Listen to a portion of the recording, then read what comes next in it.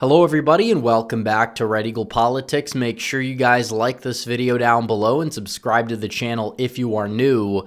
So it's already election season once again. I know a lot of people are saying we just got done with election season. Donald Trump won. That was last year.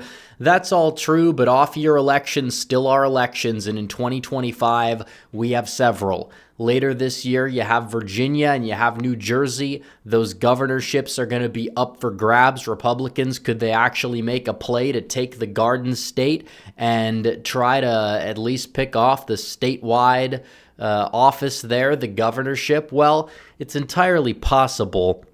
But I think the most important race this year, the most underrated race this year, is not going to be taking place in November. It's going to be taking place in about 6 weeks from tomorrow, and that is the Supreme Court race in the great state of Wisconsin, because this is going to be crucial. Liberals took the Supreme Court in 2023. They won that election by 10% against a weak fight that the Republicans decided to put up. Now it's a little bit different. The political climate has changed, and it's still an off-year election, and that has been an Achilles heel for Republicans, getting out a lot of these voters, especially in places like the upper Midwest, but they're running a strong candidate in Brad Schimel, and there's this renewed energy to take back the state court, because Democrats definitely had the energy on their side back in 2023 because they made the entire thing about abortion. It's a little bit harder to do at this stage in the game. Definitely Republicans trying to make it more about crime and many other factors.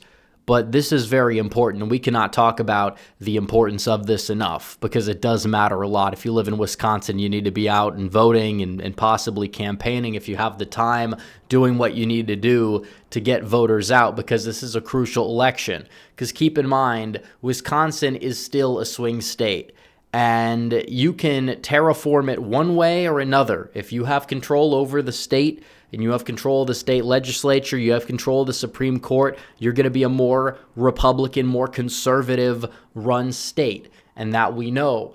But it's also true that if the Democrats have control, well, then they get to have their election integrity laws. They get to strike down those from Republicans in the state legislature. They get to write their own. They get to redraw the map. They get to draw out some Republican seats possibly ahead of the next election. They're going to redistrict as soon as they possibly can to make sure that Democrats have an easier pathway of taking the House. There's so much at stake in this election. You talk about the constitutionality of drop boxes, several other less than optimal secure election methods.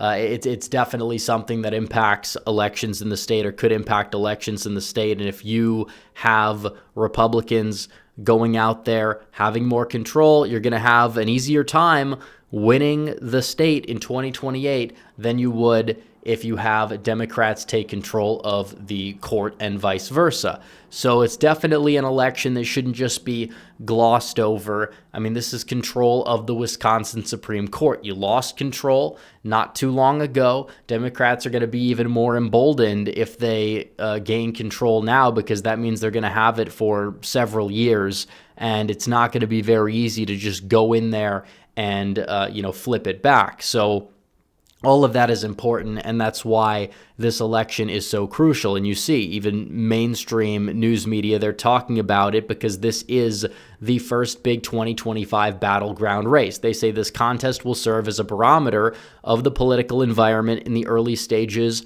of the new Trump administration, which again, it isn't really a barometer. It depends on turnout. If you don't really have high turnout in this election, it's not going to tell you much about 2028 or even to an extent 2026, depending on the turnout. But still, if Republicans are able to go in there and take advantage of the demoralized Democrats and flip the Wisconsin Supreme Court back to the conservative side, that would be absolutely massive. If not, the Democrats are going to use this. They're going to say that this is a win for them.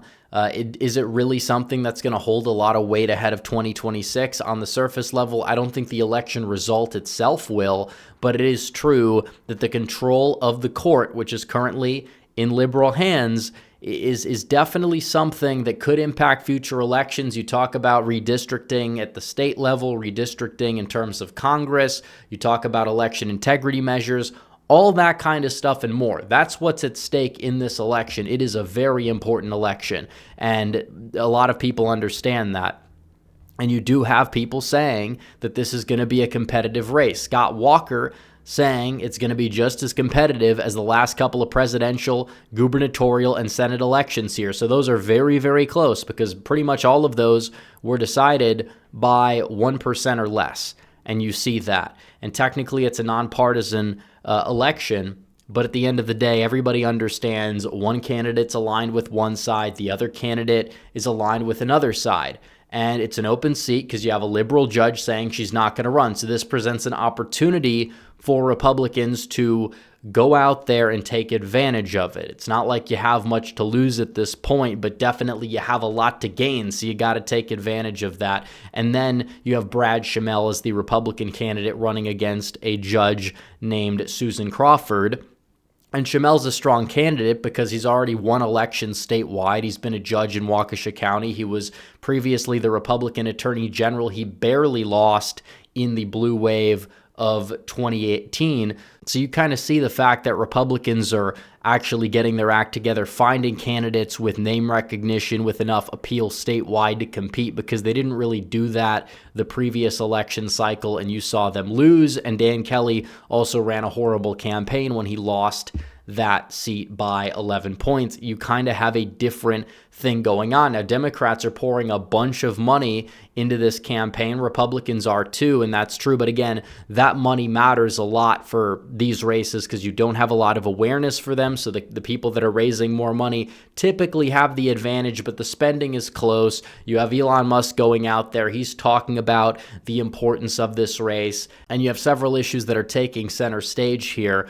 And when it comes down to Brad Schimmel, he seems like he's doing a better job of kind of messaging the abortion issue than previous Republicans have. You know, he's going out there and he's saying that, yeah, you know, he's pro-life, but my job is like to apply the law. I'm not going to make the law. So he's not really stepping on any third rails, but he's not really alienating anybody within his own voter base. So you kind of see that taking place in this race, the way it's developing. It's not like he's getting walked all over the way that Dan Kelly did on this very specific topic. And either way, it's going to be a very close race. And you have lead Republicans saying that they like where they're at now a whole lot better than they liked where they were at with Dan Kelly, who lost by 11 in 2023. So either way, you can tell there's a chance. This is why it's important, and people need to get out there and vote, because this is definitely something that could change the trajectory of the state of Wisconsin. Is it going to lean left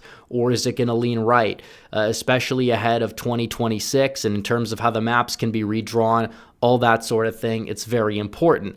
But I will say that Schimmel not only being relatively competitive in the spending, also his name recognition definitely helps out quite a bit, because you do have one poll, and it did have a lot of undecideds, but it actually shows Republicans in the lead. You have Schimmel at 40%, only 35% are backing Crawford, 23% said they're unsure, while 2% said they wouldn't vote. So it does seem as if there's a lot of support in favor of Schimmel out of the gate. He's already at a higher floor than Crawford. It is true that turnout dynamics, those things play a role. Republicans need to get out these lower propensity voters that have backed Donald Trump in the past and get them out and voting for Brad Schimmel. And if they're able to do that, and they're able to go out there and win, it would be a massive victory, because they usually underperform in these special elections, especially those in like the Rust Belt, where you have to rely on those lower propensity voters to win. But if they're able to go out there and do this,